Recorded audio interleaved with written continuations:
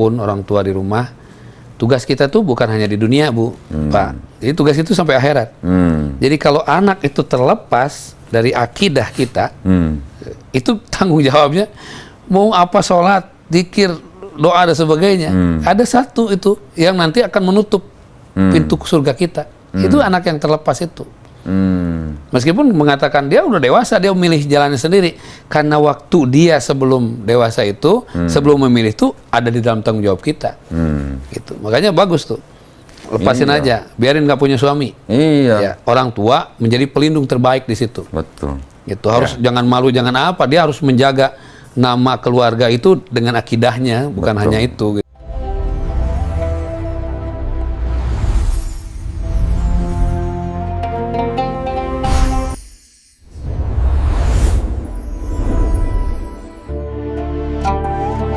Namanya Ustaz Dadang saya tebak pasti bener, pasti orang Sunda Ustaz. Bukan, Sukabumi. Orang Bogor. Sukabumi. Orang Sukabumi. Ya, berarti orang Sunda juga. Orang Sunda juga, Mas. Baru kalimat pertama udah begini. Masya Allah, saya kenal Ustaz Dadang lewat PT MAB ya. Yeah, Maulana Aswaja Barokah.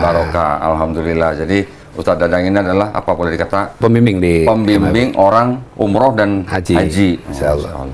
Nah, Ustaz Dadang ini berarti haji reguler Ustaz ya? Haji plus. Haji plus ya, umroh dan haji plus. Oh, umroh dan haji plus, tapi hajinya reguler. Enggak, reguler itu berarti tiap bulan ya. Tiap tahun, tiap tahun naik haji. Tiap bulan umroh. Masya Allah, tiap bulan umroh, tiap tahun naik haji. Bukan naik haji, ibadah haji. Kalau naik haji kan digendong. Kalau itu kan naik haji. Ya itu. Gitu. Masya Allah, enak bener sih Ustaz Dadang tiap bulan umroh, tiap tahun naik ibadah haji. Aduh, Masya Allah tuh jalannya, aduh nikmat bener. Ceritanya gimana Ustaz? Bisa begitu Ustaz? Terima kasih semua Ko Dendi, subhanallah saya senang sekali hari ini. Bahkan sampai lupa minum. Padahal mau minum dulu tadinya, tapi karena makan saking bahagianya ya. Minum sekarang, jangan minum dulu. Minum dulu lebih. Udah dingin dari tadi memang dulu itu. Sehat-sehat ya Ko Don. Alhamdulillah Ustaz Dadang sehat-sehat. Jadi memang perjalanan hidup itu kan tidak bisa ditebak, tapi boleh direncanakan. Boleh diusahakan ya Ustaz. Diusahakan, direncanakan. Jadi setiap kita harus punya rencana. Rencana. Begitu nanti Allah yang menentukan jalannya. Siapa saja yang berjuang di jalan Allah, nggak usah khawatir. Pokoknya wajahadu fina lanahdiyannahum subulana. Siapa saja yang bersungguh-sungguh dalam berjuang, itu kayak Ko Doni sekarang, Masya Allah luar biasa.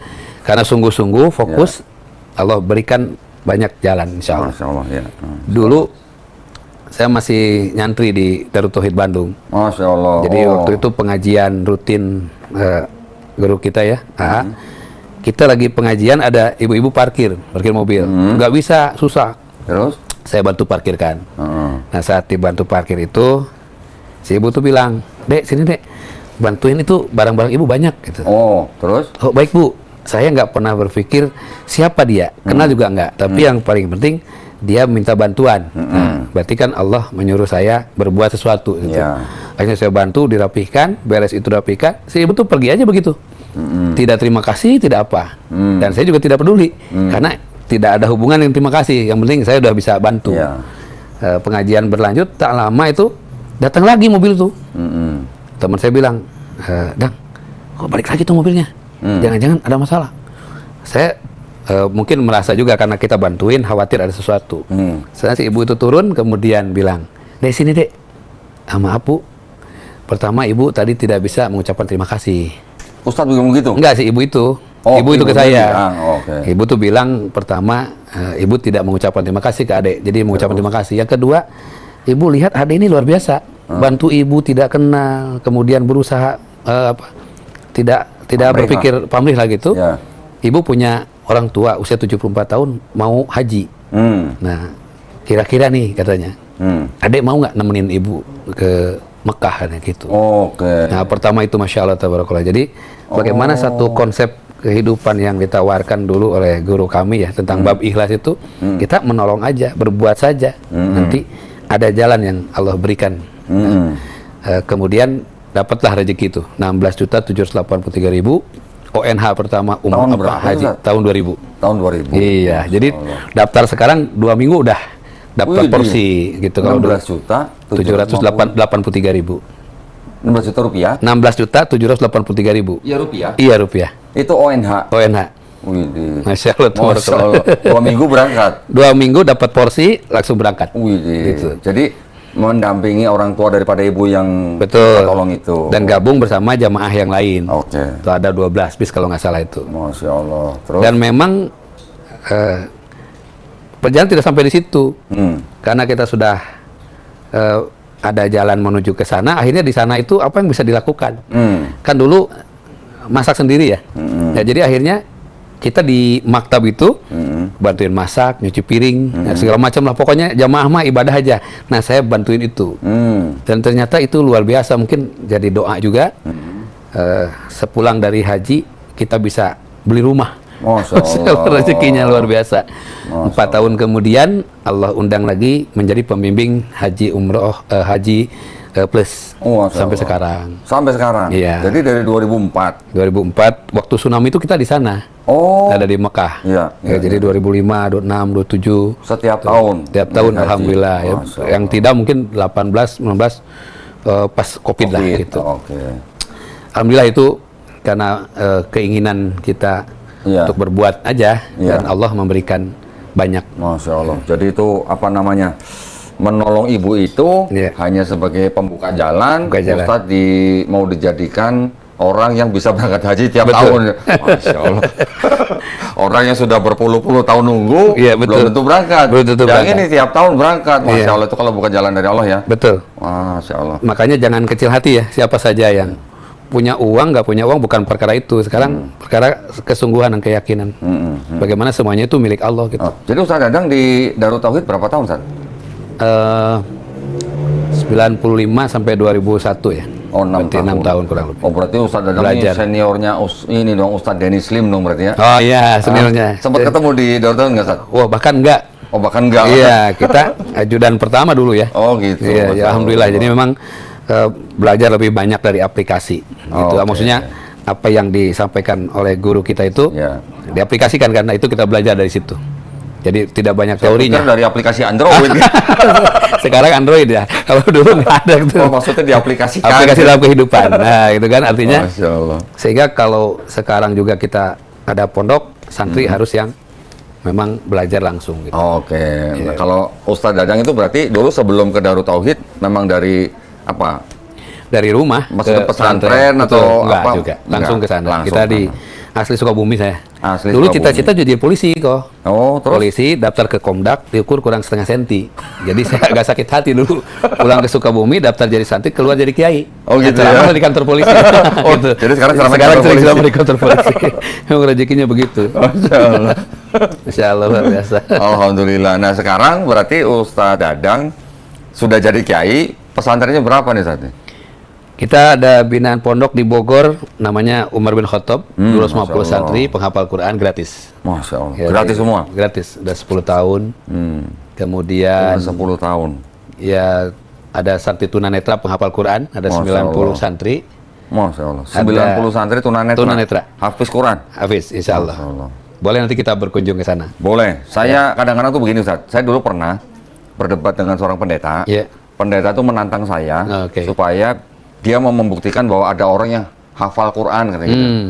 Nah, saya waktu itu mau cari, dapat satu di teman di Cilengsi, waktu itu giliran sudah saya sediakan, pendetanya alasan nggak jadi katanya. Nah, kalau udah Ustadz punya pesantren khusus tunanetra, hafiz Quran, nah itu masalah tuh. Jadi kalau nanti ada yang nantang lagi, tinggal saya bawa ke sana. Boleh. Mungkin kita bawa juga ke sini nggak apa-apa. Kalau ditantangin gitu, bagi kita kan kita sudah ilmunya langsung dari Allah ya. Jadi la khaufun alaihim. Sudah tidak takut lagi. Kenapa? Karena Allah sudah menjanjikan pemelihara ayat-ayat suci itu sudah jelas. Di kami ada santri tunanetra, ada santri biasa. Kita juga ada santri yatim yang itu di Sipalil Mukminin. Kita ada santri yatim 137 santri. Mereka semua belajar Al-Quran, hafal Quran. Jadi pesantren tadi semua di Bogor, Ustaz? Di Bogor ya Bogor semua, Bogor, Ciawi, di Tajur ya. Di Bogor semua. Ya. Jadi sekarang total semua santri berapa, Ustaz? Kita juga ada RTC namanya Rumah Tahfidz Center. Rumah Tahfidz Center. Rumah-rumah yang tidak manfaat mohon izin daripada terbengkalai. Nanti kita kerjasama dengan pemilik rumah. Rumah itu kalau mau dijual berapa tahun lagi kita kerjasama. Kita isi santri sama ustadznya. Dan situ santri itu menghafal Al-Quran di dalamnya. Dan gurunya kita kirim. Ada ya? Kita kirim gurunya, santrinya kita ambil lingkungan atau kita juga datangkan santrinya. Ada 22 rumah tahfidz se-Indonesia dari RTC itu. 22? Ya, kurang lebih 640 santri. Masya Allah. Gitu. Saya barusan aja, alhamdulillah nih ada subscriber channel. Masya Allah. Mau jual rumah, nggak jadi. Rumah 5 kamar, kira-kira 300 meter persegi tanahnya. Ya, di mana tuh kok? Di Rawalumbu, Ustaz. Rawalumbu tuh Bekasi ya? Bekasi. Iya, iya. Nanti boleh ya kerjasama? Boleh, kita lihat. Jadi RTC ya? Betul. Kita lihat, nanti bisa santrinya, santri lingkungan, semuanya gratis kok. Jadi santri itu gratis. Kalaupun memang ada sponsor, kita buat teman-teman yang ingin punya rumah di surga, ya, dibangunlah bersama. Jadi siapa yang ngasih makannya dan sebagainya itu tiap bulan. Itu ladang amal kita kan hanya memfasilitasi kok. Kita jadi bagian fasilitas aja. Jadi nanti kita menawarkan lingkungan, anak-anak yang mau tahfidz. Betul. Musrifnya dari Ustadz ya? Betul. Siap. Kita siapkan insya Allah musrifnya hafal 30 juz dan lebih diutamakan suami istri. Jadi kalaupun santrinya perempuan semua, ininya tetap suami istri musrifnya.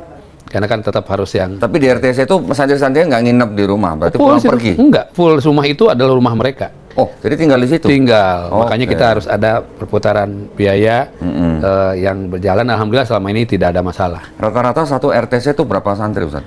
20 sampai 40. Oh, 20 tergantung sampai 40. Jumlah besar rumah itu. Kalau rumah 5 kamar ya kita isi satu kamar 5 orang, berarti kan 20. Tambah bisa dilihat lagi kondisi. Karena kan ada rumah untuk pondoknya, tempat tidurnya, ada juga aulanya untuk mereka menghafal. Gitu. Siap Ustaz, saya nanti akan rapi-rapin dulu, bersih-bersih ya, nanti rapin dulu, nanti kalau udah rapi, kita kunjungin ya Ustaz ya. Betul, kan itu benteng buat kita ya, sebagai umat Islam, dalam program bagaimana menguatkan akidah, ya menguatkan akidah. Betul. Jadi kalau nanti mereka ada bertanya tentang penghafal Quran, kita sudah punya tempat-tempatnya. Iya, benar, gitu. benar. Gitu kan, kalau kita blind mungkin belum tentu ada yang hafal ya. Iya, benar. Kalau kita Al-Quran itu Allah yang memberikan wahyu, Allah yang memeliharanya, sehingga dipelihara lewat orang-orang yang anak-anak yang ikhlas itu. Iya, benar. Nah, kalau di Quran kan janjinya kan kami yang menurunkan Quran dan kami pula yang menjaganya. Iya, betul. Inna nahnu nazzalna dzikra. Ya. Sesungguhnya aku lah yang menurunkan Al-Quran itu dan aku juga yang menjaganya. Betul. Maksud saya, Ustaz pernah baca nggak di Quran? Kamu yang menurunkan Taurat dan Injil dan kami pula yang menjaganya. Itu tidak ada. Belum pernah ya? Belum pernah sih. Ya, belum pernah. Nah, itu maksudnya. Kalau Al-Quran kan sudah jelas ya.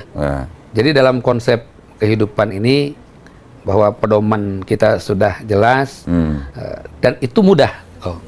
Mudah dihafal. Contoh misalnya gini, kau punya Al-Quran, ya?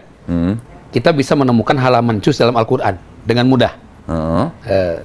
Kalau ada mushafnya di sini. Oh, walaupun tanpa indeks yang di pinggir itu. Oh, iya. Tapi kita halaman juz ya. Ya, yang juz ini juz berapa, itu halamannya berapa. Iya. Mungkin gitu. Ini salah satu konsep aja. Ini pakai yang gede nggak apa-apa ya? Nggak boleh, karena harus Usmani kok. Kok nanti buka aja sini. Ya. Ini buat pemirsa, ya sahabat-sahabat kok Donitan. Ini kan ini halaman ya. Kita akan menemukan halaman juz. Berarti juz ini halaman berapa? Nah, gitu. Misalnya kau tanya ke saya juz berapa? Misalnya juz pertama deh. Juz pertama misalnya Quran. Misalnya ngambil yang juz yang bisa dihitung lah. Misalnya juz 15 misalnya gitu kan. Oh, gitu. Nah, misalnya gitu kan. Boleh. Berarti kan halamannya 282. 282. Dibuka aja. 282.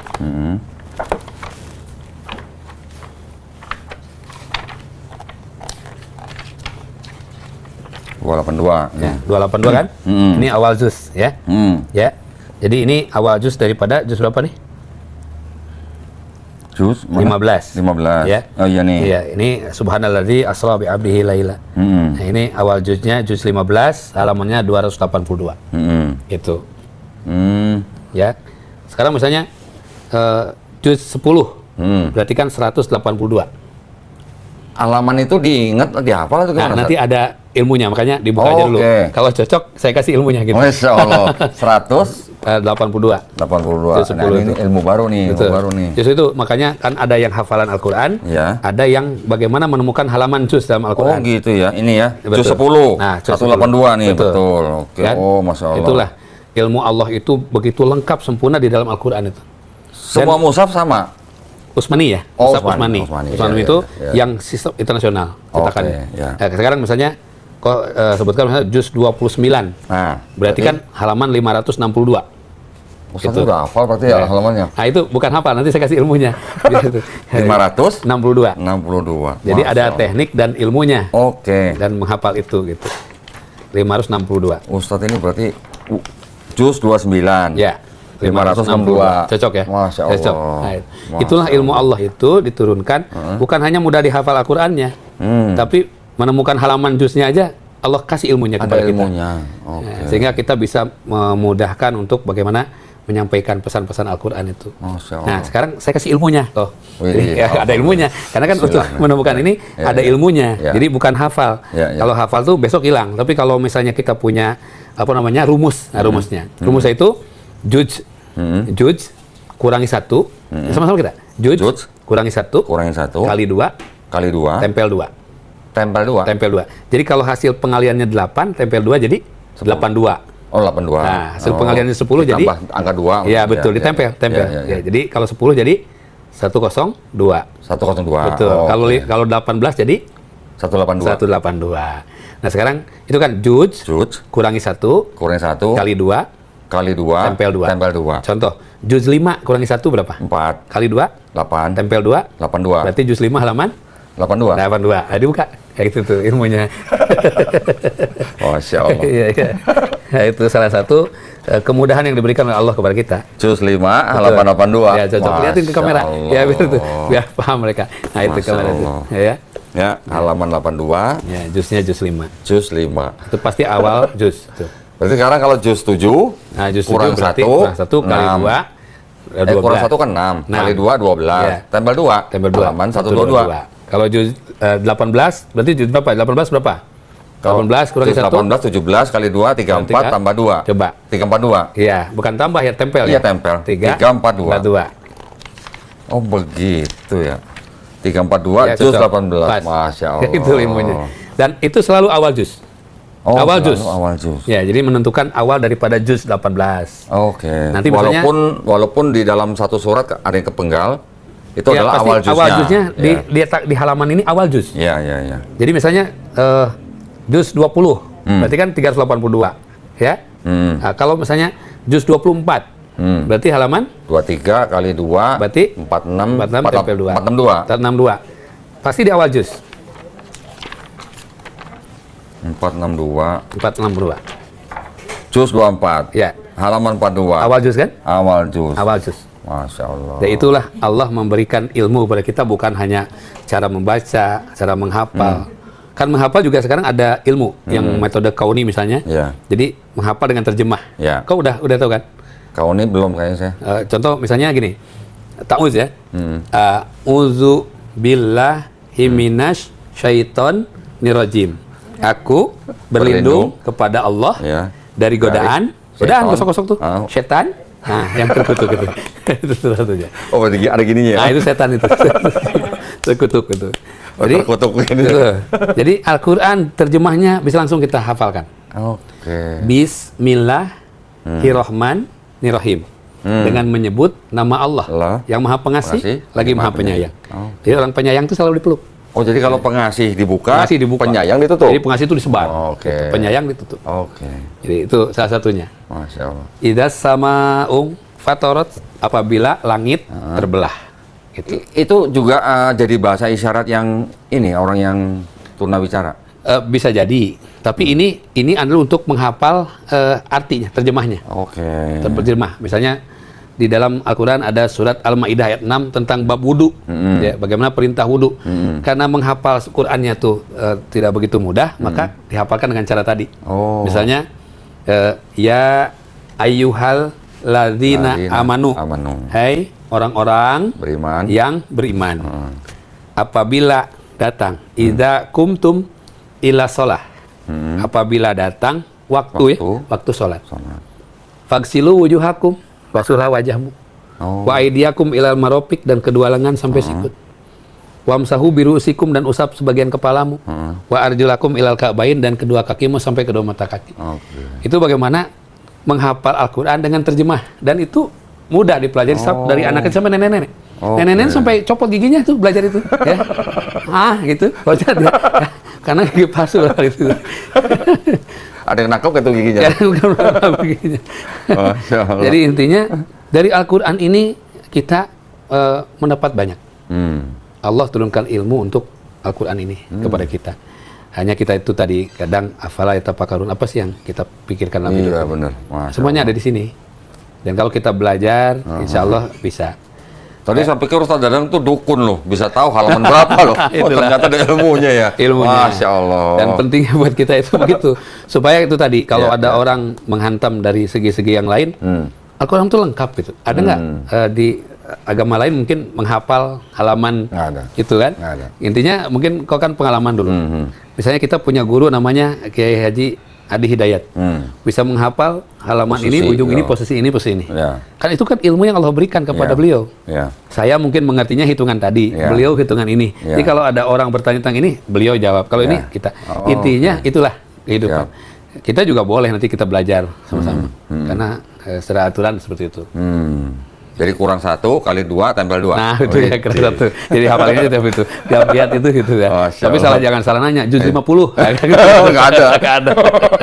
Karena juznya 30. Coba sekarang buktikan. Juz 30. Juz 30. Halaman 30 kurang 1 29. 29 kali 2. Berarti 58. Berarti 582. Ya, coba buktikan. Masya Allah. Jadi kan kalau Doni bisa langsung menyaksikan dan sahabat kalau Doni dimanapun bisa langsung. Ya, membuktikannya. Nah, Masya Allah, tabarakallah. Juz 30, ya, halaman 582. Awal juz Amma Yatasa'alun. Amal juz ini suratnya Amma Yatasa'alun. Itu awal juz 30. Masya Allah. Ilmu baru nih benar-benar Masya Allah nih. Alhamdulillah dapat ilmu dari Ustaz Dadang nih. Masya Allah, ilmu dari Allah wasilahnya ya. Masya Allah. Saya lebih banyak dapat ilmu dari Godondi ya, bagaimana di agama sana dengan agama kita sehingga disebut agama penyempurna. Ya, intinya semuanya ada di sini gitu. Masya Allah. Tapi ini mohon maaf nih Ustaz, bukan saya mengajarin, bukan. Dimaafkan. Yang saya tahu dari mereka, karena saya sekarang sudah muslim dan saya sudah paham konteks atau konsep dalam Islam. Kalau dibilang Islam penyempurna, yang disempurnakan apanya gitu Ustaz? Karena dulu Nabi lahir di tempat jahiliyah. Yang disempurnakan itu jahiliyahnya. Jahiliyahnya. Iya, betul. Makanya kalau ada yang masih berbeda berarti jahil gitu aja. Gitu. Jadi kalau masih ada yang beda berarti jahil. Gitu. Saya kutip nih nanti kalimatnya. Iya, boleh. Karena itu Nabi diturunkan di tempat jahiliyah. Nah, sehingga penyempurna itu dari jahiliyah mereka itu. Jadi kalau ada yang masih beda, jahil. Jahil gitu aja udah cukup itu bahasanya. Karena udah ada di petunjuk. Kalau yang suka apa istilah iseng gitu apa? Itu jahil. Itu jahil. Oh, beda ya. Makanya ada namanya Abu Jahal. Abu Jahal tuh bapaknya tukang jahil itu. Gitu bapaknya bodoh maksudnya. Bapaknya bodoh. Jahil itu bodoh artinya. Gitu. Jahiliyah zaman kebodohan. Gitu. Iya. Kan udah dikasih Al-Qur'an dengan terang benderang masih juga bodoh. Masih juga jahil. Jahil itu. Masya Allah, alhamdulillah nih.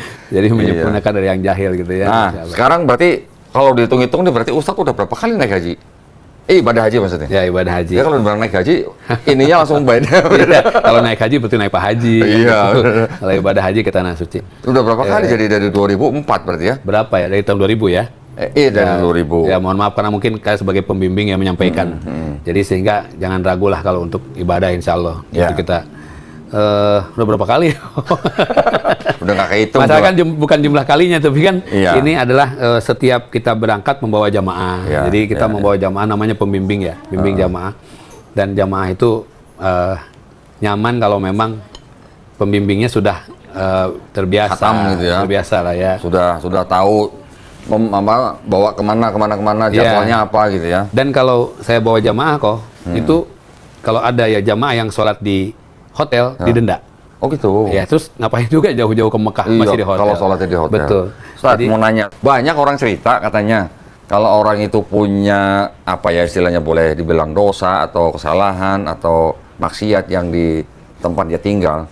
Bener nggak Ustaz kalau dia naik haji nanti dibalasnya di sono gitu? Ya. Itu mitos atau beneran gitu Ustaz? Jadi tidak pernah Allah itu dendam kepada manusia. Siapapun. Ya, asal dia bertobat ya Ustaz ya? Betul. Tubu alallahi taubatan nasuha. Jadi kalau ada orang mau berangkat ke... Ini ada cerita juga. Ini. Jadi saya punya teman dulu di Bandung tuh. Kita santai aja ya? Iya dong, santai dong. Jadi punya teman itu pengusaha kaya. Pengusaha kaya tuh dia tahun 98 dia daftar haji. Pada saat dia daftar haji, kemudian temennya datang. Kan dulu masih daftar, dapat kuota berangkat. Kayak kita tahun 2000 ya. Dia bilang, kamu mau ke haji ya? Iya. Wah, mantap katanya. Kenapa? Di sana nanti apa yang kamu bikin di sini habis di sana. Astagfirullahaladzim katanya. Kamu belum tobat. Terus gimana? Terus saya udah daftar. Terserah. Pokoknya tunggu aja di sana. Takut-takutin. Ada mikir. Terus ketemu sama istrinya ngomong. Oh, ini gimana ya katanya. Udah tuh. Bentarnya. Namanya saya sebut. Namanya Waluyo. Sopirnya. Dipanggil. Yuk, sini yuk. Bapak mau ke haji, tapi Bapak belum siap, udah daftar, kamu aja, gitu tuh. Akhirnya berangkatlah sopir itu. Jadi, ya kan ditakut-takutin tuh. Memang itu jalannya dari Allah untuk si sopir ini bisa berangkat. Memberangkatkan sopir dengan ada takut-takutan itu. Iya. Kemudian tahun kedua itu dia daftar lagi. Terus? Ketemu lagi teman yang lain. Aku kan tahu kamu katanya. Di sana nanti, wah habis lu kan. Takutin lagi. Dia mikir lagi, gitu. Akhirnya tukang kebunnya tuh Pak, siapa berangkatkan juga. Naik haji juga. Gara-gara pengusaha ketakutan. Betul. Nah tahun 2000 waktu saya ke haji itu dia bertemu, saya ganterin terus ngobrol. Saya bilang tobat aja insya Allah. Allah yang maha pengampun setiap apa yang kita lakukan. Akhirnya dia berusaha menjaga istiqomah dengan ibadah dan tobat. 2001 berangkat. Terus saya tanya pulang itu ada kejadian apa? Apa ya katanya? Biasa aja di sana. Nggak ada apa-apa. Nah, ambil hikmahnya aja. Hikmah itu sopir dan tukang kebun bisa berangkat tidak harus minta. Iya, mungkin betul. Dia dalam doanya setiap malam mendoakan bosnya, saya bilang gitu. Dan akhirnya kembali doa itu kepada dia. Kan begitu. Doa itu begitu. Yeah. Jadi kalau kita mendoakan orang lain, makanya Nabi itu mengingatkan kita mendoakan orang yang tidak ada di tempat kita tuh makbul tuh, ijabah. Dan itu doanya kan kembali ke kita. Sama dengan konsep sholawat ya Ustaz ya? Sama, betul. Makanya kembali doa itu ke kita. Dengan sholawat itu yang dapat kebaikan akhirnya kita gitu. Kita juga. Padahal kita mendoakan Rasulullah SAW ya, memberikan selawat kepadanya, tapi kebaikan kembali ke kita. Iya. Jadi pada akhirnya kalimat tadi mengatakan nanti di sana disiksa, dihukum, itu tidak pernah terjadi. Tidak pernah. Karena setiap orang ke sana kan ingin membersihkan diri. Iya. Orang namanya datang untuk mohon ampun, bertobat kepada Allah, masa disia-siakan. Iya. Yang ada pulangnya itu tambah berkah. Usahanya melimpah. Ada handphone. Jadi bawa catatan doa itu sampai satu ransel. 1000 lebih itu. Oh gitu. Iya. Kan bingung bacanya. Apalagi bawa ke sana kan diperiksa. Oh gitu. Makanya ya udah doanya gitu. Simpan aja ranselnya. Ya Allah, Engkau yang Maha tahu isi tas ini. Gitu aja udah. Nah itu. Amin gitu aja udah. Saya pernah dengar cerita Ustaz. Ada orang dari Sunda juga, saya lupa dari Tasik atau dari Garut gitu. Dia sering itu sabung ayam. Nah, terus bisa naik haji. Ya gitu, ada ketakutan seperti itu gitu lah. Sampai di sana lagi mau sholat di mana gitu, dia dipaksa jadi imam, baca azan. Azan. Cuman azan aja. Pulang-pulang sekarang dia jadi muazin terus gitu. Padahal tukang adu ayam. Dulunya gitu ya. Jadi jangan khawatir. Iya. Intinya orang kalau punya niat, yang penting niatnya lurus kepada Allah, dia akan mencari jalan untuk menuju Allah itu seperti apa. Iya. Sehingga ya ketakutan itu kan akhirnya didramatisir. Orang kalau mendramatisir masalah itu bebannya ke kita. Contoh gini, ini kan naik mobil. Naik mobil, begitu kecepatan mobil itu macet. Saat macet ada jalan ke kanan. Jalan itu ngepas mobil. Di sebelah kanan jalan itu jurang, sebelah kiri sawah. Bagi ngebut, ada tengah-tengah jalan, ada pohon beringin. Apa yang harus dilakukan supaya sampai? Sampai ke mana? Kan kita mau misalnya pergi ke undangan ya. Udah ngebut nih karena waktu, macet. Pas dilihat ada belokan ke kanan. Akhirnya ke kanan tuh. Ternyata pada orang-orang ikut ke kanan tuh.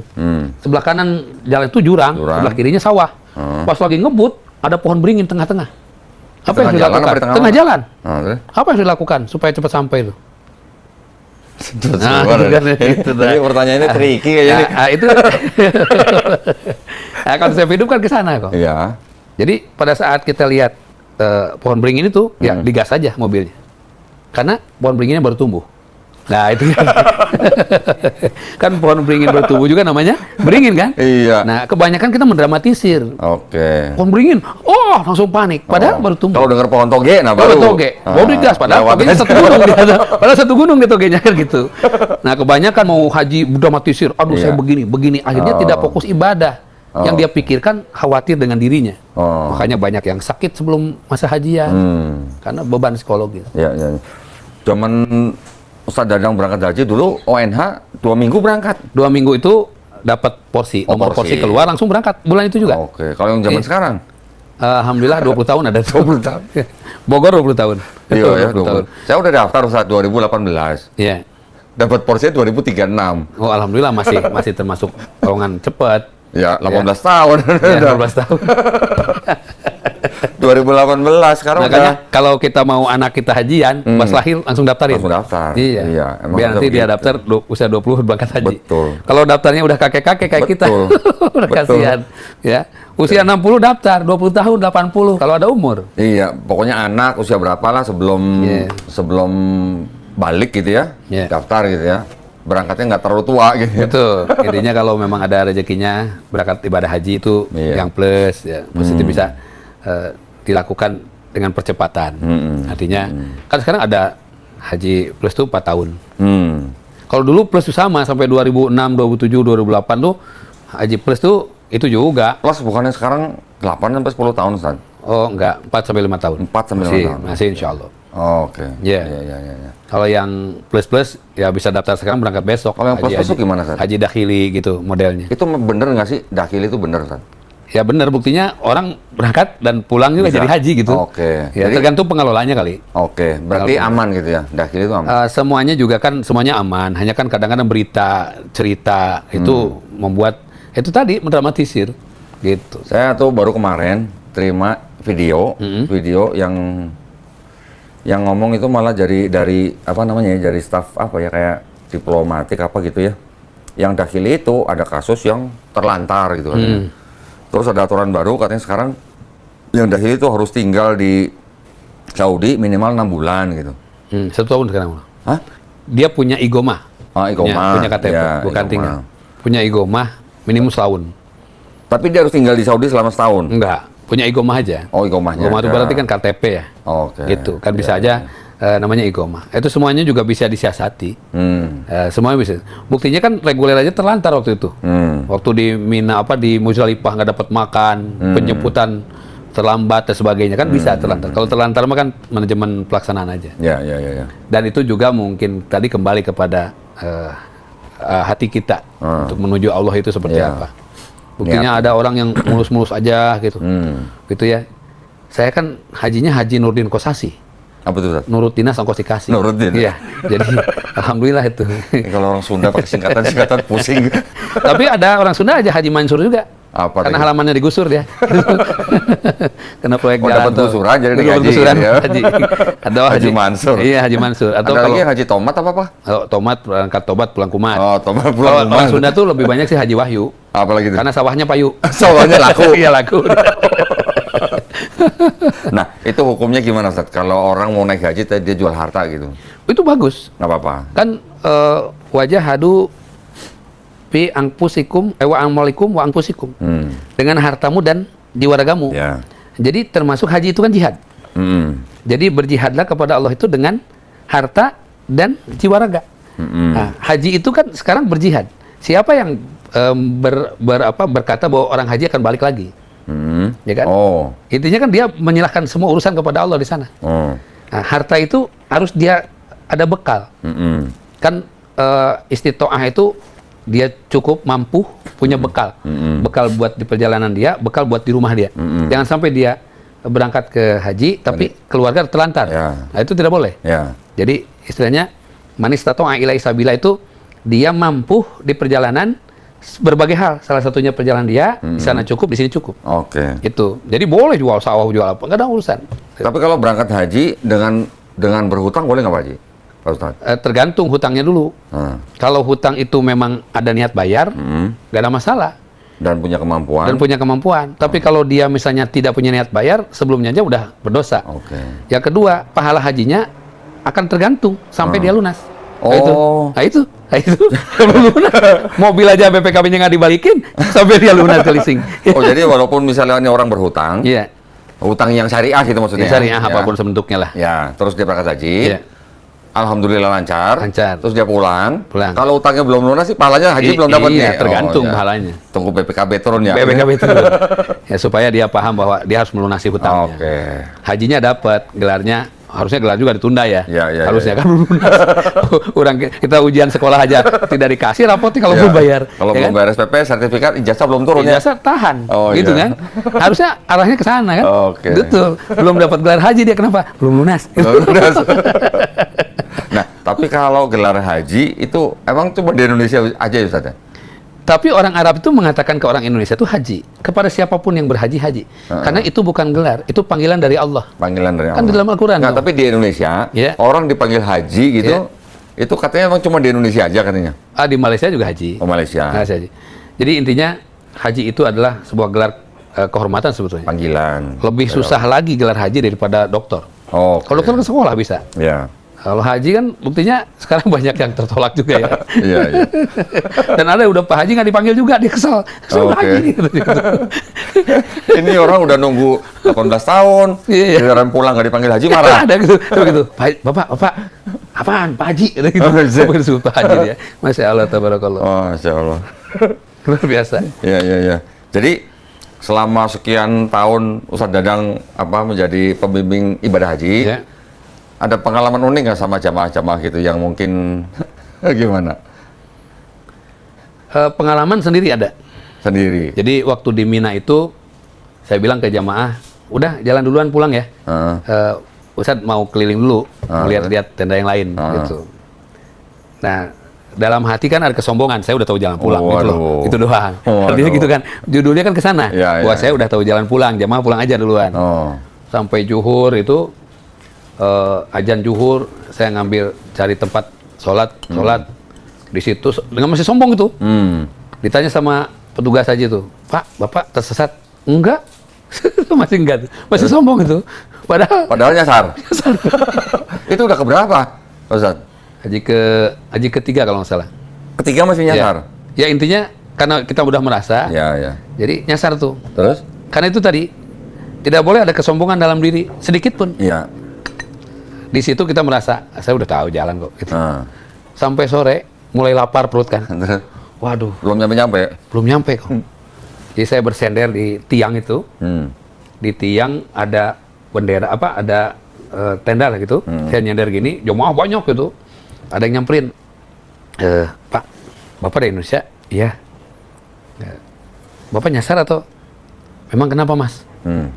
Dari tadi saya perhatikan Bapak putar sana. Ya, saya nyari maktab. Maktab berapa, Pak? Ya, 111. Nah, gimana Bapak? Ini maktab Bapak katanya. Agak bisa sandarin tiangnya. 111. Nggak kelihatan kok. Masya Allah. Saya tobat yuksul ke situ. Ya Allah, subhanallah. Bilang, astagfirullah. Jangan merasa diri kita lebih. Jadi itulah kunci. Yang luar biasa. Dan ada satu rombongan bis juga nyasar kok. Oh gitu. Jadi dari Arafah itu bis satu, kiainya bilang ke saya, antum duluan aja. Itu waktu haji kedua kalau nggak salah, karena plus itu.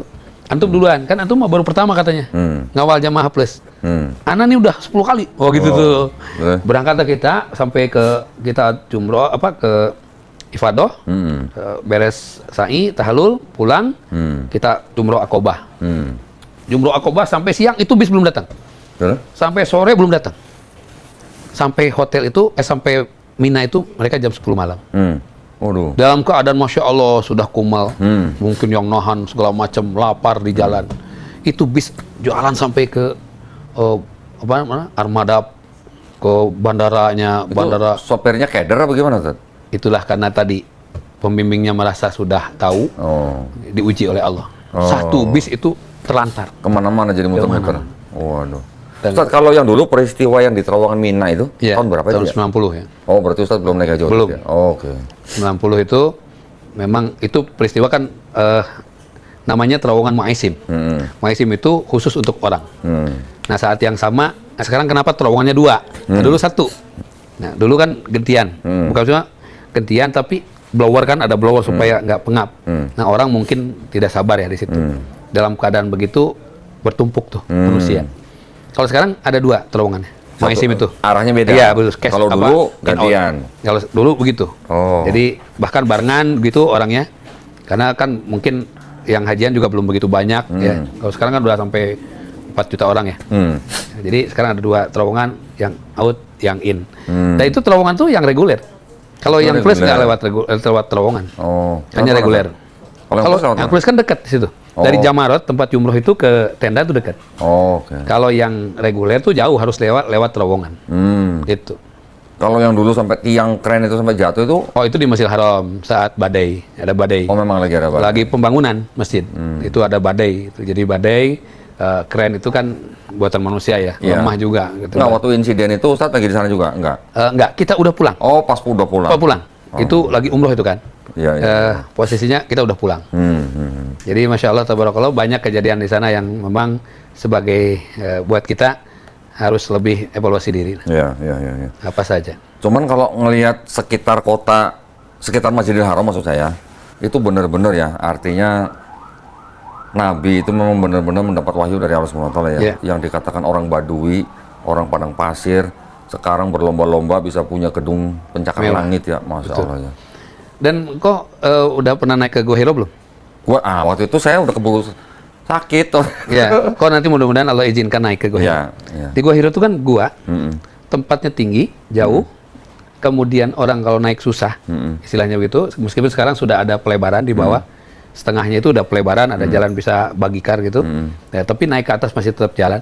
Itu Gua Hiro tuh kecil, kalau kita teropong, itu persis Masjidil Haram. Oh, jadi apanya maksudnya? Di gua itu, ujungnya ada lubang, itu persis Masjidil Haram. Kalau dulu tahun 2000 saya lihat itu Ka'bah. Kalau sekarang kan ada Gelen Jam-Jam, jam itu. Itu persis dari gua itu. Wajar kalau Allah menjadikan Rasulullah SAW tahanusnya di situ. Kenapa? Karena beliau bisa menyaksikan, menatap Ka'bah tiap hari itu. Selama 3 hari 3 malam di atas itu bisa menyaksikan Ka'bah. Itu pentingnya. Kenapa? Ya semuanya sudah diatur sedemikian rupa oleh Yang Maha Kuasa itu. Jadi ma khalaqta hadza batila. Tidak ada yang Allah ciptakan sia-sia. Bagaimana Nabi tahanus saja diperhatikan oleh Allah supaya tiap hari bisa menatap Ka'bah. Masya Allah. Saya waktu umroh waktu itu udah kepengen banget ke Gua Hiro sebenarnya. Keburu batuk pilek. Jadi badan meriang, ya nggak jadi berangkat. Kan bisa masuk ke Museum Wahyu, di sana ada replikanya. Replikanya kan yang ngerasain nanjaknya. Betul, itu indah. Kita setiap orang umroh dengan izin Allah yang mudah-mudahan saya bawa ke atas, ajak ke atas. Jadi intinya ada hal yang Allah jadikan dan diberikan oleh Allah kepada kita untuk ditadaburi di sana. Banyak. Itu kalau Gua Hiro itu berarti apa namanya, gantian ya masuknya? Gantian. Boleh masuk itu? Boleh sholat di dalamnya ya? Boleh. Hanya di sana itu beberapa hal yang unik. Pertama, masuk ke puncak, turun lagi, masuk ke celah sempit. Tapi segede apapun orangnya masuk. Itu. Di dalam guanya sendiri orang bisa berdiri? Bisa berdiri hanya 1 orang. Jadi sisanya lebih banyak nunduk karena memang berdiri juga tidak tegak ya. Kecuali kalau ini mulut guanya, kita berdiri di luar sini bisa. Kalau di dalam gua sendiri tidak bisa tegak. Gitu. Makanya sholatnya diagak ke mukanya, itu. Berebut juga, itu kan hanya untuk 1 orang lagi mungkin duduk. Kalau berdiri dia kan begini, nggak mungkin bisa. Jadi kalau mau berdua, 1 orang sholat berdiri, 1 orang duduk. Di belakang sini banyak bisa. Hanya di sini kan jurang, jadi tapi ada pagar. Jadi orang tuh kalau di situ duduk di situ, sholat di situ, bergantian, dan harus mengerti, memahami. Itu jadi ada jalurnya keluar masuk itu, Ustaz? Oh, enggak juga. Kita yang ngatur sendiri. Hanya masuk di sini. Kadang orang sekarang naik lewat atas itu keluarnya. Padahal itu bahaya juga. Jadi memang, tapi tentu Allah sudah jadikan tempat itu yang luar biasa. Celah itu kok, yang ukuran badan segede apapun masuk. Dan saya mengalami itu. Emak-emak dari Turki itu genut, gede masuk. Itu yang luar biasanya. Nah, kalau yang gua Nabi bersama sahabat Abu Bakar yang dikejar-kejar orang Quraisy yang akhirnya ketutup sama sarang laba-laba itu di mana, Ustaz? Itu Gua Sur. Jauh dari Masjidil Haram? Kurang lebih 8 kilo ya. 8 kilo, Gua Sur itu adalah bukan tempat Nabi bersembunyi. Jadi salah nih mengatakan Nabi bersembunyi, karena Nabi nggak takut dengan siapapun kecuali kepada Allah. Tapi Nabi mengatur strategi. Buktinya, kan kalau pergi ke Madinah itu ke selatan ya? Iya. Nabi ke utara dulu. Harusnya kan ke sini ada gua, baru melanjutkan. Ini enggak, ke sini, guanya di sini, baru balik lagi. Oh. Itu tidak, misalnya gini, Ko Doni mau ke Bogor, ya, mampir dulu di Sentul. Nah itu berarti namanya istirahat kan? Kalau ini mengatur strategi, mau ke Bogor, ke Jonggol dulu. Itu istilahnya. Oh iya. Ke Jonggol kan arahnya beda. Iya. Gitu. Jadi Nabi itu sebelum ke Madinah, yaitu berputar dulu menuju ke utara, dari situ di gua itu. Terus? Kemudian kembali menuju ke Madinah. Oh. Okay. Jadi bukan di tengah perjalanan langsung melanjutkan, tidak. Okay. Makanya bukan bersembunyi. Nabi pertama tidak takut sama siapapun kecuali takut sama Allah. Yang kedua, perjalanannya kalau bersembunyi ya wajar, dikejar orang ngumpet, itu dalam tengah perjalanan. Ini kan enggak, menuju ke tempat gua dulu baru kembali. Itu yang luar biasa. Itu juga bisa dikunjungin, Ustaz? Boleh, tapi tinggi. Tinggi banget ya? Ya, saya juga belum pernah masuk ke dalamnya. Oke. Ya memang agak rumit masuknya. Tapi itulah kekuasaan Allah ya. Kalau Gua Hiro tuh tingginya berapa meter, Ustaz? Saya belum... Ada 300 meter? Loh, 1.000 lebih. Oh, 1.000 lebih? Tinggi. Maksudnya dari bawah kata. Iya, dari bawah. Dicoba aja. Enggak, waktu itu kok ada yang bilang 300 meter ya? Coba aja nanti di searching. Hanya memang kalau yang biasa jalan, yang belum biasa maksudnya 1,5 jam baru sampai. Oh, 1,5 jam jalannya? Baru sampai ke atas. Itu. Kalau yang Gua Sur lebih tinggi lagi? Lebih tinggi dia. Hanya kan jarang orang yang, orang Indonesia jarang ke Gua Sur. Kalau Gua Hiro paling sering. Kalau orang Indonesia seringnya ke pasar. Di Gua Hiro tuh ada pasar. Ada pasar. Ada pop mie gitu ya. Hah? Di atas itu ada pop mie. Ya. Dan istimewanya kalau ke sana berangkat naik, di sana itu ada tukang dagang. Ya. Itu harganya sama, di bawah 3 real, di atas 3 real. Oh gitu ya. Coba kalau di kita naik ke puncak, beda. Di sana enggak, meskipun dia bawanya susah payah, harganya sama. Itu ya. Keren. Luar biasa. Masyaallah. Dari itu bisa pop mie, ada teh susu. Ada susu tuh. Ada susu jahe nggak, Tat? Jadi kita doang kali. Teh susu di Sukabumi doang ya. Masya Allah. Itu. Iya. Waduh. Nah, jadi kalau Ustadz nih, saya banyak info nih ya dari Ustadz Dadang nih. Kita di sini, tempat kita ini memang boleh dikatakan sekarang jadi tempat orang dari kalangan agama sebelah, Ustadz. Iya. Banyak yang minta datang ke sini. Ada yang dari kalangan Kristen, tapi juga ada yang dari kalangan Islam. Ya. Kalau dari kalangan Islam ngapain, Ustadz? Bawa suami, istri, anak yang mau murtad atau yang sudah murtad. Masya Allah. Nah, jadi banyak itu ya. Pemurtadan itu memang ada gitu ada. Dan itu kadang-kadang kita nggak pernah menyangka, nggak pernah menduga kok tiba-tiba anak kita udah 3 bulan murtad, ternyata ada. Kemarin baru ada ibu-ibu bawa anaknya 2, yang satu udah murtad selama 3 bulan. Banyak yang diskusi gitu. Tapi juga ada yang dari kalangan Kristen sudah menonton video-video kita, mereka ingin bukti sendiri, pengen lihat sendiri, diskusi, ada yang 2 jam, 5 jam, sampai 7 jam gitu. Ya ada yang menjemput hidayah, ada yang enggak gitu, Ustaz. Tetangga kita juga ada kok. Jadi si anak ini pacaran, tidak diketahui oleh orang tuanya, tahu-tahu dibawa kabur, kemudian menikah ceritanya, dan dia masuk keluar murtad. Banyak yang lewat jalur begitu, Ustaz. Iya. Jalur yang paling sering ditemuin itu memang jalur pacaran dan pernikahan. Hamilisasi juga ada, Ustaz. Hamilisasi. Legalisasi, hamilisasi ya. Hamilisasi juga ada. Saya berapa kali ada orang tua datang, anak perempuan sudah hamil, ada yang udah 6 bulan. Kan kalau sudah gitu dia sudah susah melepaskan ya, betul nggak? Calonnya atau pacarnya dari agama Kristen atau Katolik, disuruh masuk Islam nggak mau. Tanya saya, bagaimana? Kalau memang posisi mereka nggak mau masuk Islam, ya sudah, mending nggak usah nikah. Udah tetap aja mending ngelahirin tanpa suami atau apa daripada anak ibu yang ke sana. Itu juga ada yang begitu, Ustaz. Bagus, memang harus begitu. Iya. Jadi kalau udah kejadian begitu, disarankan supaya tidak, lebih baik tanggung jawab keluarga aja. Iya, lebih baik lahir tanpa ayah atau tanpa suami. Betul. Udah selesai. Tanggung jawab keluarga. Iya. Dan keluarga harus menjadi pelindung kuat di situ. Karena itu akidah penting. Sekarang kebanyakan yang terjadi karena takut, malu, takut apa istilahnya nggak ada suami, nggak ada ayah, si perempuannya jadi ikut belajar agama mereka, murtad. Itulah kelemahan akidah orang tua. Iya. Jadi orang tua itu sebetulnya perlu disampaikan di sini mungkin ya kepada siapapun orang tua di rumah. Tugas kita tuh bukan hanya di dunia, Bu, Pak. Itu tugas itu sampai akhirat. Jadi kalau anak itu terlepas dari akidah kita, itu tanggung jawabnya mau apa sholat, dzikir, doa dan sebagainya. Ada satu itu yang nanti akan menutup pintu surga kita. Itu anak yang terlepas itu. Meskipun mengatakan dia udah dewasa, dia memilih jalannya sendiri. Karena waktu dia sebelum dewasa itu, sebelum memilih itu ada di dalam tanggung jawab kita. Gitu. Makanya bagus tuh. Lepasin aja, biarin nggak punya suami. Ya, orang tua menjadi pelindung terbaik di situ. Betul. Itu harus jangan malu, jangan apa. Dia harus menjaga nama keluarga itu dengan akidahnya, bukan hanya itu gitu. Iya, sama gitu-gitu aja, tegas-tegas betul, aja. Betul. Ada lagi begini Ustaz, banyak kasus begini. Banyak ibu-ibu datang sini, ketika menikah suaminya masuk Islam dari agama sebelah. Ntar baru sebulan atau setahun punya anak satu atau dua, balik lagi ke agama lama. Jadi bertahun-tahun mereka hidup dalam satu rumah beda agama. Zina itu. Hukum zina. Ya, saya terang-terangan aja, ibu selama sekian tahun sudah berzina. Betul. Gitu aja. Betul. Karena memang urusannya duniawi, apapun keadaannya. Karena duniawi itulah yang menjadikan sekarang tuh senderan. Ya karena mereka mengatakan, kalau saya nggak nikah dengan dia, gimana hidup saya? Gitu. Kan begitu ceritanya kan? Emang dunia sedaun kelor gitu. Kalau dia nggak, dia daun itu.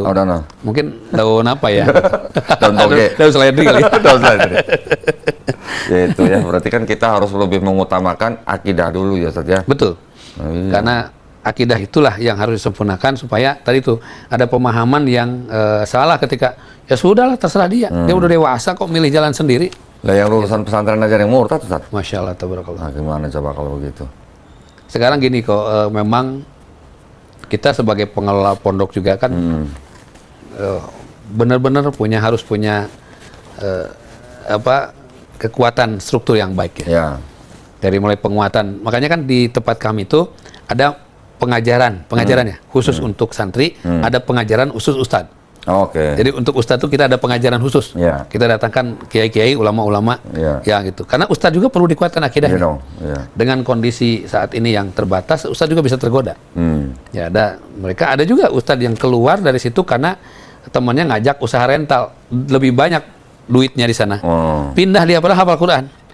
Pindah 3 bulan kemudian nangis. Kenapa? Mobil rental dia digade-gadekin orang di luar. Sampai dia habis sholat, enggak segala macam enggak.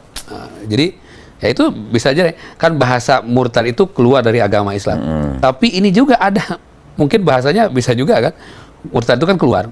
Ya itu keluar dari istiqomah dalam dirinya.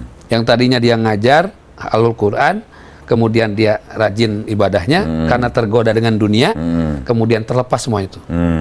Sekarang menangis, menyesali. Iyalah, gitu. Dia harus taubat yang begitu. Dan dia dipikirkan bahwa dengan usaha itu dia akan mendapatkan hasil. Ternyata guru-guru kita di pondok itu, meskipun tidak punya uang lebih dengan sama teman-teman yang lain, sama pengusaha, mereka udah pada umroh. Gitu. Makanya konsep yang saya sampaikan kepada teman-teman di sana yang ngajar, nikmatilah pekerjaanmu saat ini, ya, meskipun tidak membuatmu jadi kaya. Dan bersyukurlah supaya kamu jadi bahagia. Gitu. Betul kan? Ada anak muda datang sini Ustaz. Ya, gimana katanya? Dari keluarga Islam. Ya. Sudah berangkat umroh. Bisa murtad coba. Masya Allah.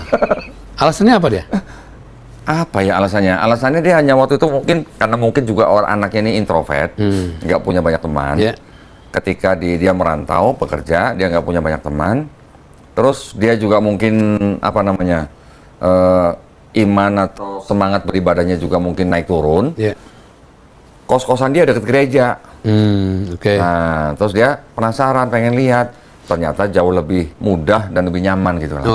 Mungkin ya, juga mungkin karena pergaulan. Murtad akhirnya. Alhamdulillah setelah datang sini, ya justru gini Ustaz, kalau ketika ada orang Kristen datang sini, yang saya bukakan pertama kali itu kitab-kitab mereka. Betul. Baca dulu kitab kamu. Tolong pahamin dulu, identifikasi ini perkataan siapa. Ya, cuman suruh mereka baca. Ya sekarang tinggal dipikir pakai logika gitu. Kalau sudah bisa membedakan, karena kan kita mereka tuh ada yang namanya perjanjian lama, perjanjian baru. Kalau kita kan Quran nggak ada Quran lama, Quran baru saja. Dan nggak ada perjanjian gitu. Nggak ada perjanjian. Nah kalau kita mereka tuh ada perjanjian lama, perjanjian baru saat. Perjanjian lama konsep ketuhanan dan keselamatannya itu ada perbedaan dengan perjanjian baru. Yang perjanjian baru aja ada perbedaan antara yang disebut dengan Yesus dan Paulus. Gitu. Kenal Paulus Ustaz? Kenal Paulus nggak? Yang mana tuh ya? Bukan debt collector ya.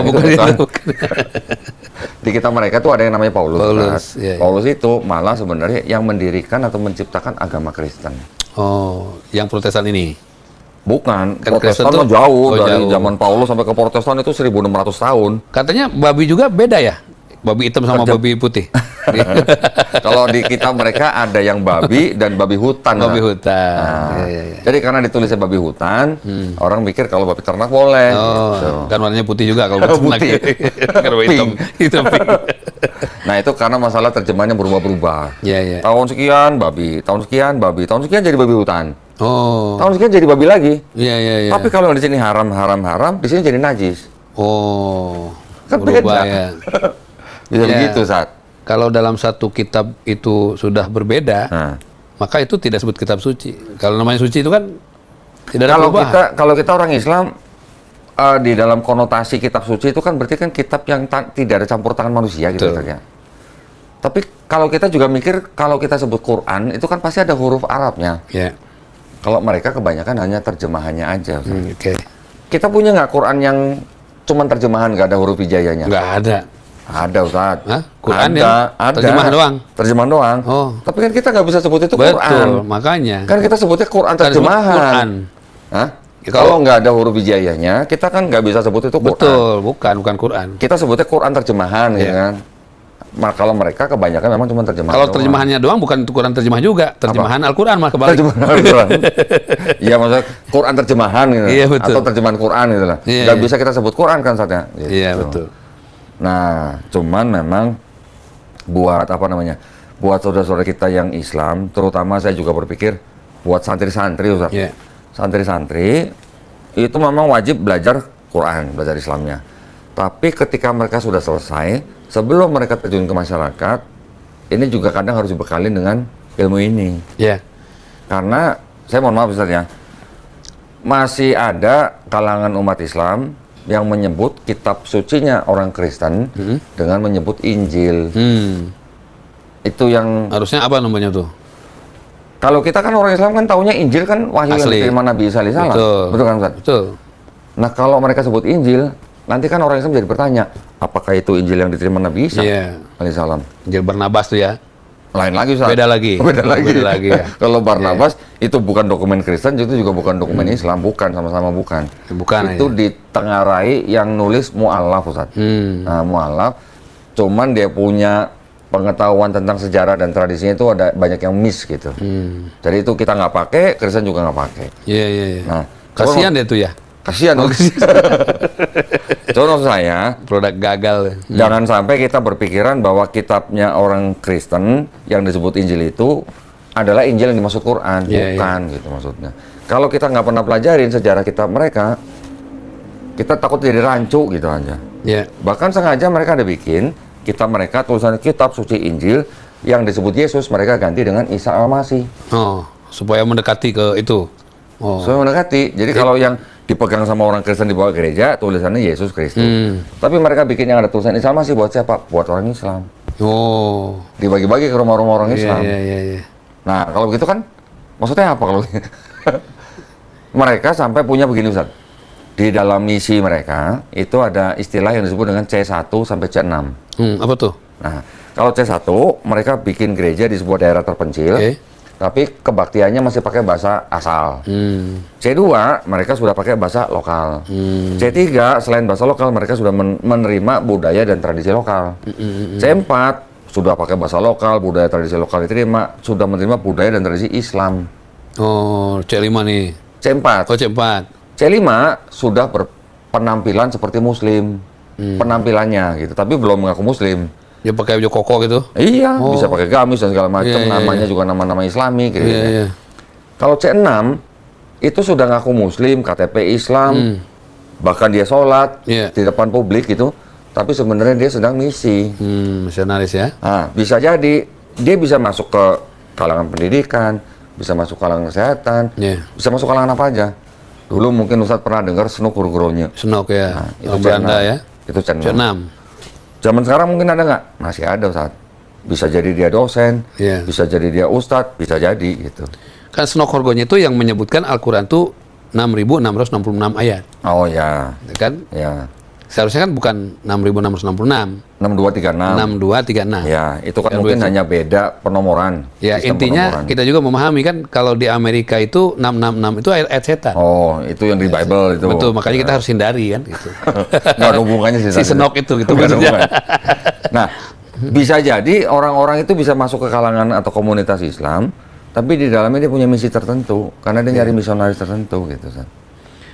Ya makanya kan memang sekarang di dalam pelajaran pesantren, terutama sekolah jadi yang diutamakan ustadznya itu harus memahami. Sehingga gitu ada program itu tadi, pembelajaran untuk ustadz. Nah kebanyakan mungkin di luar, ustadznya tidak belajar juga. Kalau di kita ada santri belajar oleh ustadznya, ustadz belajar oleh guru yang lain. Sehingga kita benar-benar punya kemampuan KBM namanya, kegiatan belajar mengajar. Jadi belajar mengajar dapat, ustadznya juga dapat gitu. Nah kebanyakan kan ustadz itu sebagai pengajar aja, dia nggak mau belajar. Nah, bab yang ilmu-ilmu gini harus juga. Suatu waktu mungkin ada program kita ke pesan-pesantren menyampaikan pesan ini kepada ustadz-ustadznya. Iya betul. Biar ustadznya menyampaikan lagi kepada santrinya. Saya sih kalau di yayasan kami sudah bekerja sama dengan beberapa pesantren. Nah, bagus. Ketika ada santri-santri yang sudah lulus dan mereka sudah siap terjun ke masyarakat, itu kita bekalin dulu dengan ini.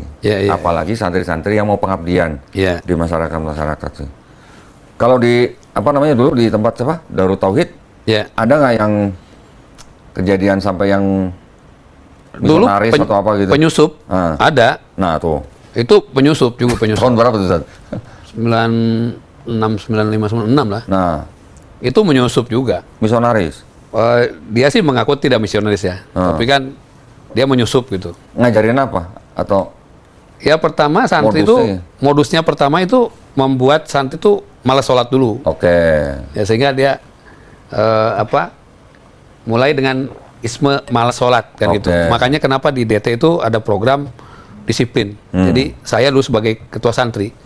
Jadi keliling ke santri-santri itu wajib membangunkan. Sehingga dia yang punya misi itu melongo aja, nggak bisa apa-apa. Terus? Nah, akhirnya ikut juga tuh. Ikut bersama. Kemudian berikutnya dia punya program mengajak healing biasanya. Ya, di waktu-waktu jam sholat gitu. Supaya mereka tuh lepas saja gitu. Terus? Memang tidak lama ya, karena kalau di tempat kami itu kan sistemnya udah bagus meskipun gimana ya. Akhirnya mengalah juga. Dia meninggalkan kita. Dia pergi ya. Taunya di absen nggak ada aja gitu. Gitu. Memang dalam perjalanan setiap dakwah itu pasti ada. Ada ketika Rasulullah SAW akan melaksanakan perang Uhud, kan Nabi itu terkenal sebagai orang yang memiliki manajemen risiko paling baik. Ya, jangankan untuk perusahaan, manajemen risiko perang. Masya Allah. Begitu 1000 orang tentara Muslim sudah berbaris, Nabi berdiri dan mengatakan, siapa yang tidak sanggup berperang, keluar dari barisan ini gitu. 300 keluar. Ternyata para munafikun itu. Justru kalau misalnya berjalan bersama rombongan Nabi itu bisa menjadi penghancur di dalam. Tapi Rasulullah SAW itu memang pengatur yang baik, manajemen resikonya luar biasa. Jadi bukan hanya feeling. Kalau feeling kan kita ya. Feeling saya nih gini, kayaknya nggak hujan. Hujan angin. Udah hujan angin gitu. Kalau Nabi tidak. Dengan mengatakan siapa yang tidak sanggup berperang. Ya bahasanya bukan siapa yang munafik, tidak. Yang tidak sanggup berperang. Keluar. Ya. Mereka keluar. 300 keluar, 700 berjalan melawan 3000. Diaturlah oleh Rasulullah SAW itu, kemudian 70 harus ada di Jabarumat. Jabarumat namanya. Bukit pemanah. Jangan turun sampai Nabi perintahkan turun. Tapi karena setelah kaum kafirin lari, kemudian mereka di bawah sedang mengamankan gonimah, dan dari atas kelihatan, mulai muncul mungkin perasaan, wah harus juga kebagian nih gonimah. Ya akhirnya mereka turun, Abu Sufyan yang sudah melihat dari jauh, ini turun berputar balik, sehingga 70 syuhada itu gugur di situ.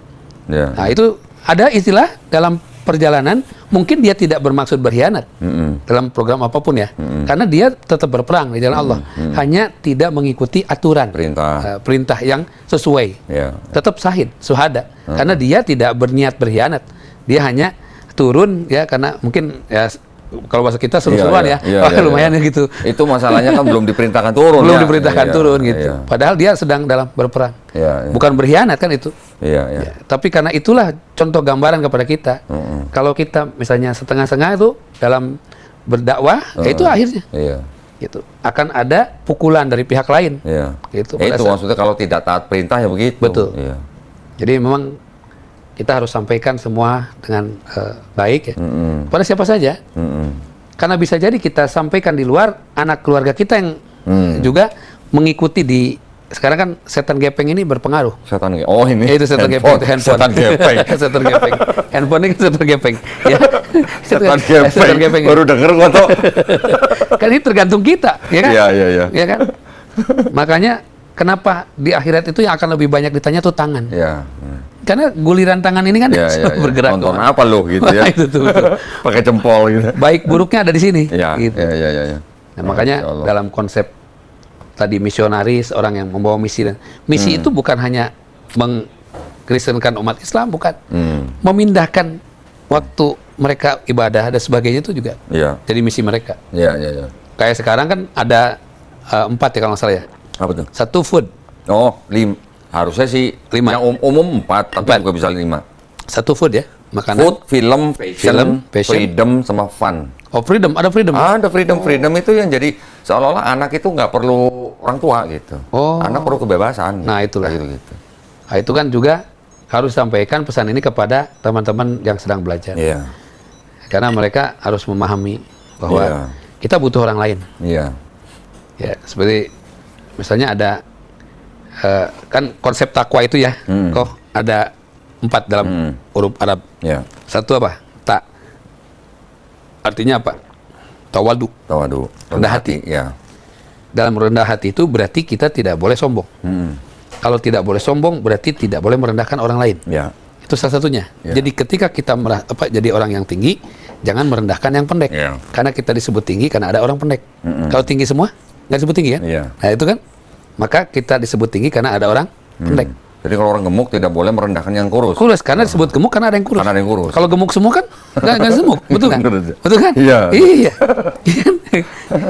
Atasan nggak boleh merendahkan bawahan. Karena kemana-mana pakai atasan nggak pakai bawahan kan masalah. Iya benar. Iya kan? Masuk angin tuh. Masuk angin. Mau nyoba silakan. Intinya kita atasan butuh bawahan. Bawahan butuh atasan. Ada imam hebat, suaranya mantep. Wah, suaranya Masya Allah, hafalan 30 juz. Tapi nggak ada makmum. Percuma ya? Percuma. Nggak bakal jadi imam juga ya? Betul. Kalau gue jadi imam nggak bunyi. Coba maghrib sendirian nggak bunyi dia. Karena nggak ada jamaah. Maka karena kita saling membutuhkan.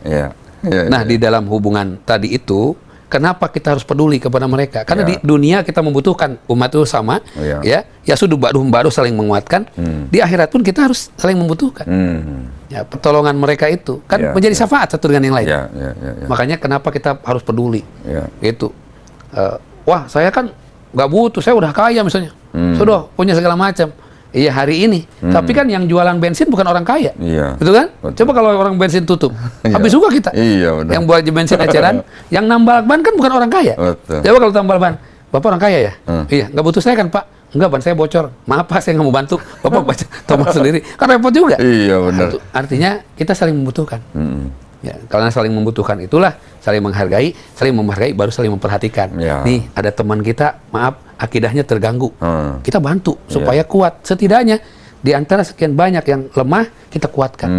Ya kan? Menyelamatkan 1 orang di antara 1000 orang kan lebih baik daripada kita diam menonton. Betul kan? Makanya konsep podcast ini luar biasa. Terlalu banyak di sini yang bisa dijadikan jalan kebaikan.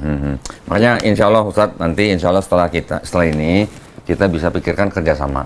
Bagaimana kita bisa saling melengkapi gitu saja. Betul. Saya juga ya alhamdulillah ada orang amanah menghibahkan rumah. Kita bisa pakai jadi RT. Betul. Tadi ya. RTC, rumah tafsir center. Rumah. Jadi nanti mereka manfaat. Bahkan kejadiannya begini, di Bogor itu orang mau jual rumah, jual. Akhirnya karena saya ruqyah, habis ruqyah saya bilang udah Bu, jadiin aja rumah ini rumah tahfiz. Tapi kan mau jual Ustaz, kasih tulisan dijual. Tapi di dalamnya ada mereka, rumah tahfiz, santri. Akhirnya donatur datang kaget. Ini santri di dalam tapi dijual. Akhirnya nego dengan pemiliknya. Dibayar ya. Kata si itu pemiliknya berapa? 8M. Terus? Dia bilang kalau 5M saya bayar. Nego-nego jadi. Waduh. Artinya apa? Banyak yang diselamatkan oleh Allah melalui donatur. Masya Allah ya. Kenapa? Karena itunya, ruhnya Al-Quran. Tapi setelah dibayar 5M tetap jadi rumah Quran? Tetap. Masya Allah. Gitu. Bahkan yang di Kahuripan yang sekarang ada sponsornya utama gitu, dia misalnya sponsornya ST Indonesia itu, jadi dia mengumpulkan dananya khusus untuk santri penghafal Quran.